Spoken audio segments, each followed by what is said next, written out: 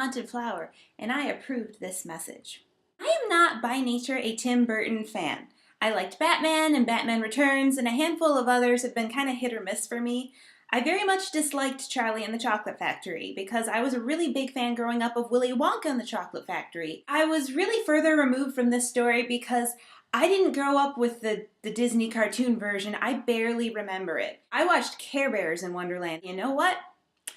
I loved this movie. And I'll tell you why. Alice in Wonderland was directed by Tim Burton, and while he has a tendency to keep his characters looking pale and creepy and like they haven't slept for days in an almost black and white palette, here he chose wisely to embrace color and spectacle in Wonderland. For those who don't know, this version does not follow the typical Alice in Wonderland story. Alice is 19 and she remembers her time in Wonderland as a dream only.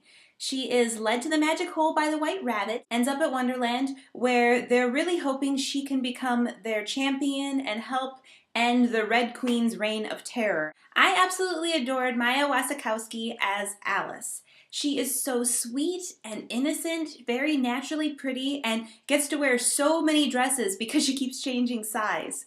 Her line delivery is so open and honest. She just comes off so pure, and that's perfect for this role. This is a wonderful movie for young girls to see because she's a strong female role model. It takes a while for Alice to become Alice completely, but once she's there, she's proof that girls can do anything they set their minds to. I am not one of those girls who has a crush on Johnny Depp and worships everything he does.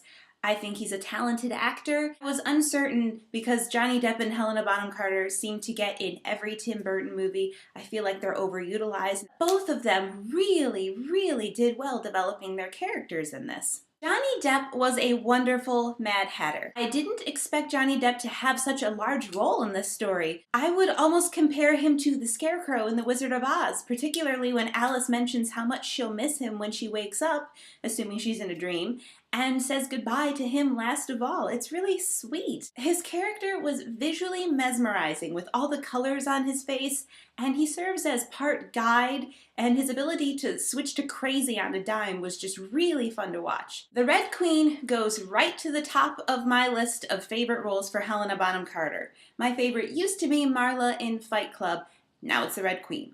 She just gets it so right. She manages to blend a bit of a bratty, petulant child mentality with this deeper concern for people to like her, and when she can't get that, she uses fear to get her way. She's demanding and has the off with her head quote down. It's really sharp and blah. She was able to use humor to make the Red Queen funny. Anne Hathaway gets to channel her princess days for the role of the White Queen. Only she gets to go much farther with it, as she is described as being able to make everyone fall in love with her, and she's taken a vow never to hurt another living thing. She literally dances around from place to place.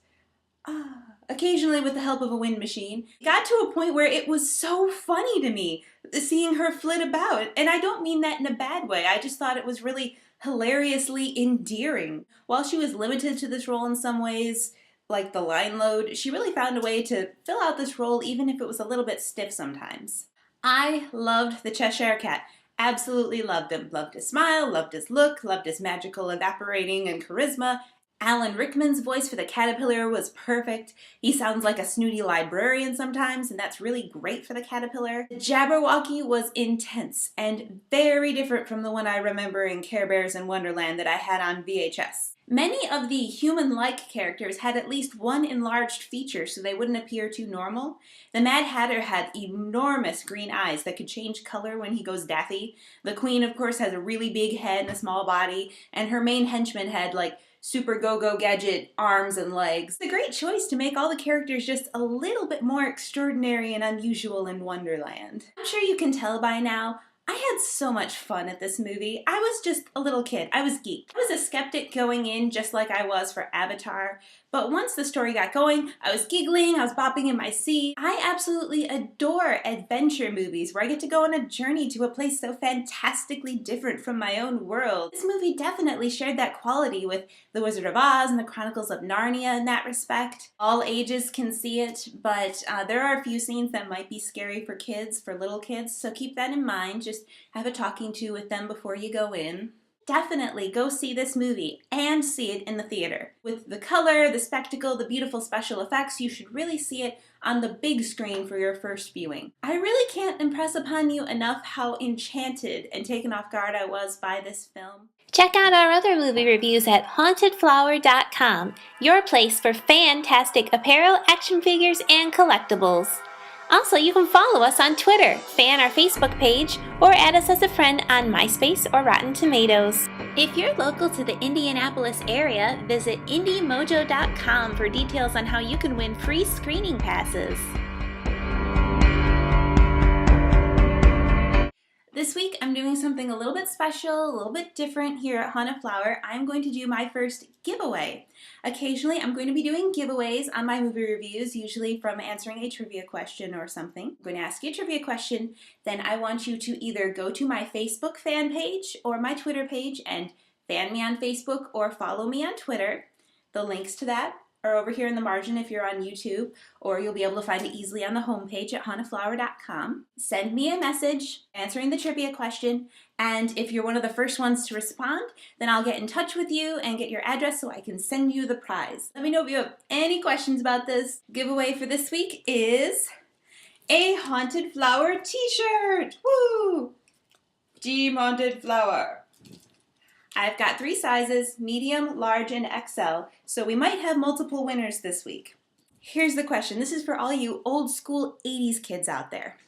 In Care Bears in Wonderland, the Mad Hatter leaves the Care Bears clues by leaving them hats along the way that they accidentally end up putting on their heads and transforming them into a character that gives them clues on where they need to go next in their journey.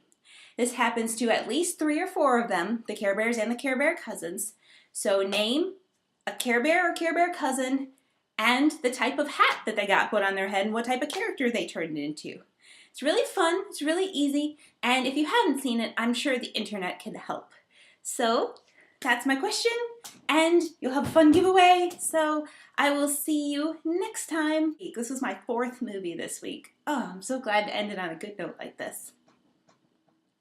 You can't stop me now! I don't know how I'm going to say this name. I absolutely adored Mia Wasikowska.